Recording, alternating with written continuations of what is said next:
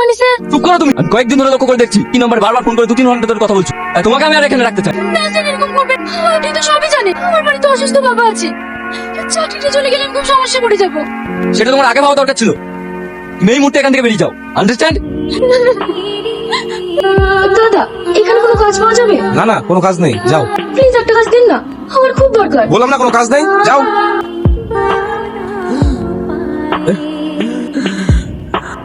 আপা, আপা, আপা, আপা, খুব কষ্ট হচ্ছে বন্ধু, তোমার ওষুধটাতে আমি একটু সুস্থ হয়ে যাবো। আপা, ওষুধ তো পড়ে গেছে। পড়ে গেছে। আপা, তুমি একটু সহ্য করো, আমি এক্ষুনি ওষুধ নিয়ে আসছি।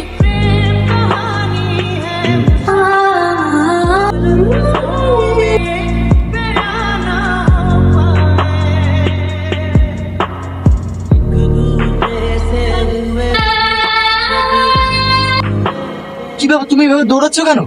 কোথাও কি যাবে? আমাকে একটু ফার্মেসিতে পৌঁছে দিন না, আমার আবার অবস্থা খুব খারাপ। ঠিক আছে, তাড়াতাড়ি উঠো। তাড়াতাড়ি ওষুধগুলো দিন তো।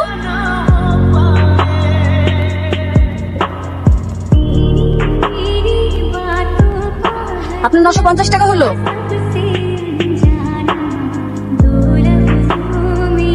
হ্যালো রাহুল, আমাকে ফোন পেতে 500 টাকা দে না, আপনার ওষুধ কিন্তু কম পড়েছে। বিনা, তুই তো সবই জানিস, এখন আমাদের স্যালারি ঢোকেনি, তো তুই একটু অন্য কোথাও ট্রাই করে দেখ না। হ্যালো পূজা, আমাকে 500 টাকা দে না, আমার ভীষণ দরকার। আর ফোন তুলতে আমার ভয় লাগে, ফোন করলেই শুধু টাকা আর টাকা। রাখ ফোন। এই নিন।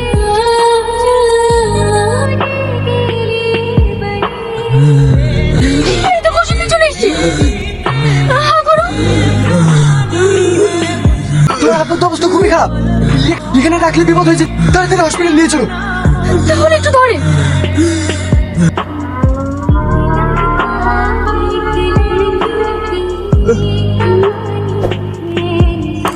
কি হলো, থামলেন কেন? টোটো চাচ্ছিস? তাহলে এখন কি হবে? তুমি কোনো চিন্তা করো না, এখান থেকে হসপিটাল 1 কিলোমিটার। তুমি তোমার আব্বাকে ধরে বসো, আমি ঠেলে নিয়ে যাচ্ছি।